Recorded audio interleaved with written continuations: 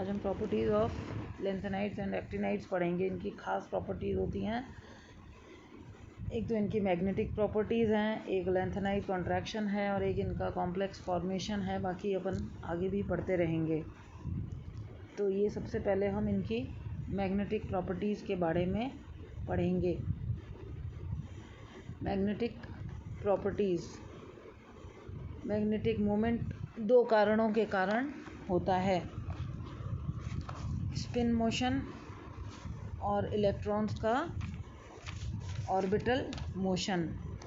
और transition metals में orbital motion का मान लिगेंड के मैग्नेटिक मोमेंट को कैंसिल कर देता है और ट्रांजिशन मेटल्स में मैग्नेटिक मोमेंट इलेक्ट्रॉन्स के स्पिन मोशन पर निर्भर करती हैं।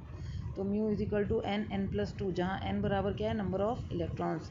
लेंथेनाइड्स और एक्टिनाइड्स में अनपेयर्ड इलेक्ट्रॉन्स काफ़ी गहराई में स्थित होने के कारण ऑर्बिटल मोशन द्वारा उत्पन्न मैग्नेटिक मोमेंट्स लिगेंड्स द्वारा उत्पन्न मैग्नेटिक मोमेंट से न्यूट्रलाइज नहीं हो पाता। फलस्वरूप क्या होता है कि लेंथेनाइड और एक्टिनाइड में टोटल मैग्नेटिक मोमेंट स्पिन व ऑर्बिटल मैग्नेटिक मोमेंट दोनों का योग होता है। ये सूत्र द्वारा बताया गया है, जहाँ पर S क्या है, स्पिन एंगुलर मोमेंटम यानी कि सकृण कोणीय संवेग, L है ऑर्बिटल एंगुलर मोमेंट यानी कि कक्षकीय कोणीय संवेग।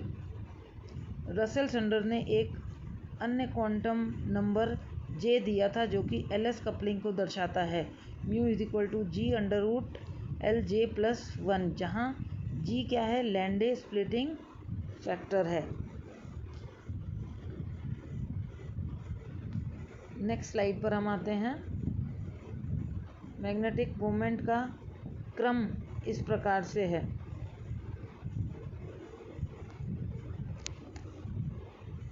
नहीं, ये उसके बाद ये वाली स्लाइड है आपकी। G बराबर ये सूत्र लिखा हुआ है, इसको आप लिख के देखिएगा तब ये पता चलता है। अब इसमें क्या होता है कि विवेचन से स्पष्ट होता है कि क्या होता है, संक्रमण तत्वों की भांति असंक्रमण तत्वों से हम इलेक्ट्रॉन की कक्षकीय गति को उपेक्षित नहीं कर सकते। वस्तुतः अंतर संक्रमण तत्वों में अयुग्मित इलेक्ट्रॉन काफ़ी गहराई में स्थित होते हैं।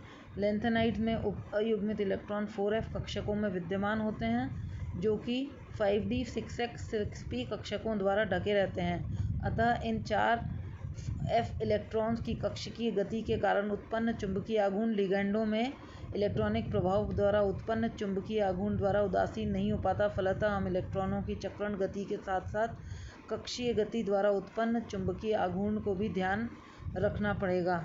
तो फिर जो है वो सूत्र अपना क्या आ जाता है, mu S+L is equal to 4s S+1 और L L+1, जहाँ S क्या है, परिणामी चक्रम क्वांटम संख्या है, N अयुग्मित इलेक्ट्रॉन्स की संख्या है और L परिणामी संवेग क्वांटम संख्या है। J is equal to L-S, जबकि कोश जब होता है अर्धपूरित हो, और J बराबर L+S यदि अर्धपूरित से अधिक हो। इस तरीके से मैग्नेटिक मोमेंट का लेंथेनाइड आयन का किसे रसेल सैंडर ने कपलिंग स्कीम के अनुसार एक्टिनाइड में थ्योरेटिकल वैल्यूज़ का मान हमेशा एक्सपेरिमेंटल वैल्यूज़ से अधिक होता है। इसका कारण उन्होंने बताया कि एक्टिनाइड के 4f इलेक्ट्रॉन्स लेंथेनाइड के 4f इलेक्ट्रॉन्स की तुलना से बाहर की ओर से कम स्क्रीन्ड होते हैं। अतः 5f इलेक्ट्रॉन्स बाहर की तरफ होता है। अतः 5f इलेक्ट्रॉन्स द्वारा उपस्थित ऑर्बिटल मोशन का कुछ भाग लिगेंड फील्ड द्वारा ऑर्बिटल मोशन द्वारा निरस्त कर दिया जाता है, जैसा कि आपको चित्र में दिखाया जा रहा है।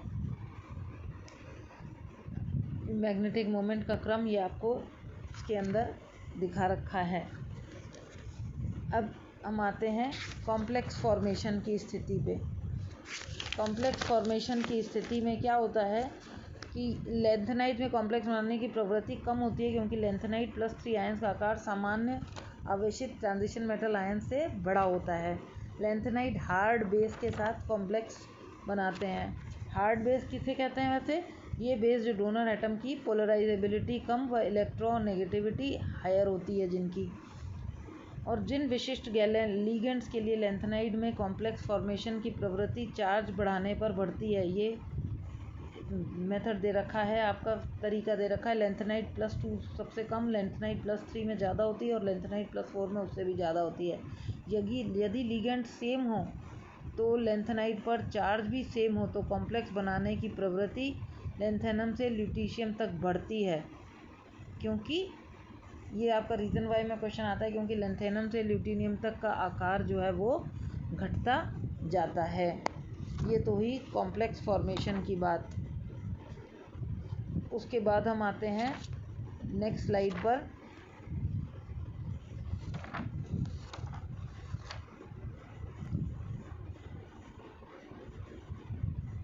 Lanthanide contraction. लैंथेनाइड कॉन्ट्रैक्शन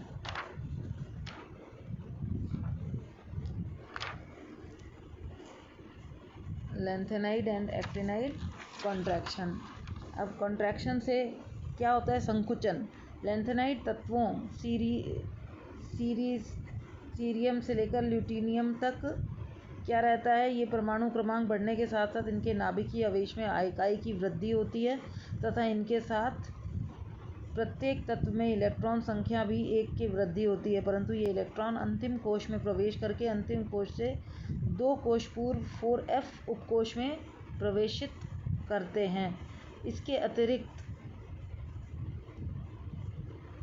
इन इलेक्ट्रॉनों के 4f उपकोश में परिवर्तन करने के नाभिकीय आवेश में वृद्धि होती है, जिसके अतिरिक्त आकर्षण बल बढ़ता चला जाता है, उत्पन्न होता है, और ये आकर्षण बल आने वाले इलेक्ट्रॉन के आवरण प्रभाव यानी कि शील्डिंग इफेक्ट द्वारा भी संतुलित नहीं होता है। इसके कारण क्या होता है कि परमाणु क्रमांक बढ़ने के साथ साथ परमाणु त्रिज्या कम होती चली जाती है, और जब परमाणु त्रिज्या कम होती चली जाती है तो लैंथेनाइड तत्वों के परमाणु त्रिज्या में आई कमी लैंथेनाइड संकुचन कहलाती है। लैंथेनाइड तत्वों से संबंधित इन गुणों पर भी लैंथेनाइड संकुचन का प्रभाव पड़ता है। तो अब ये क्या है कि लैंथेनाइड संकुचन में एटॉमिक और ट्रांजिशन मेटल में दोनों प्रभाव एक दूसरे से लगभग प्रतिसंतुलित हो जाते हैं और ट्रांजिशन मेटल्स का आकार लगभग स्थिर रहता है।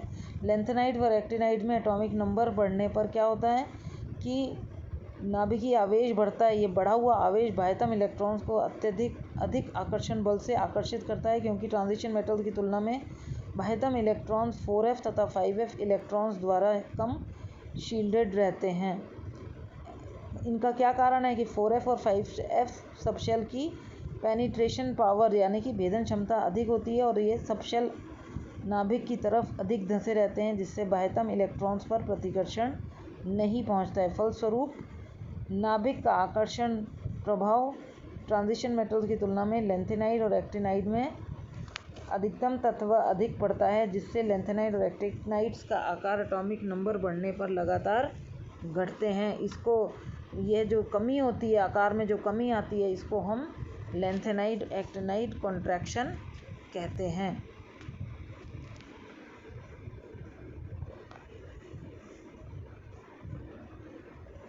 ये कलर एंड एब्जॉर्प्शन स्पेक्ट्रा पढ़ लीजिएगा आप। इसमें इतना कुछ खास नहीं है, नहीं तो अपन नेक्स्ट टॉपिक में इसको लेंगे।